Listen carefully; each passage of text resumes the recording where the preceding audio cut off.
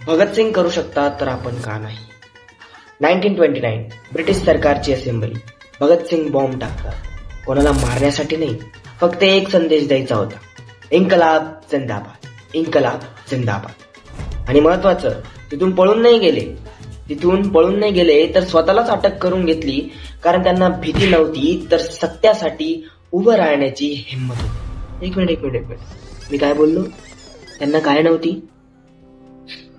भीती. आता ऐक, निर्भय म्हणजे भीती नसणं असं नाही रे. निर्भय म्हणजे भीती असूनही योग्य गोष्टीसाठी पुढाकार घेणं, पुढे जाणं. आपण आज कशाला घाबरतोय? एक्झाम, अपयश, लोक काय म्हणतील, या सर्व गोष्टींना आपण घाबरतोय कारण आपल्याला स्वतःवर स्वतःचाच विश्वास नाही.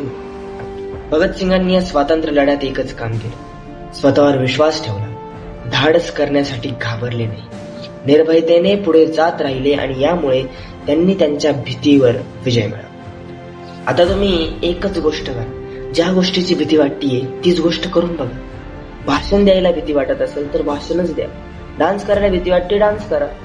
कॅमेरा फेस करता येत नाहीये तर मुद्दाम 2-3 व्हिडिओ दिवसाला रेकॉर्ड करा, जेणेकरून तुमची त्या गोष्टीमधली भीती आपोआप निघून जाईल. ट्राय करून बघा. भगतसिंग आता इतिहास आहे, पण तुमच्यामधला भगतसिंग जागा करण्याचं काम मी करणार. कमेंटमध्ये निर्भय हे टाईप करा. जाता जाता एक गोष्ट कायम लक्षात ठेवा, इतिहास वाचून फक्त थांबू नका, इतिहास जगून दाखवा.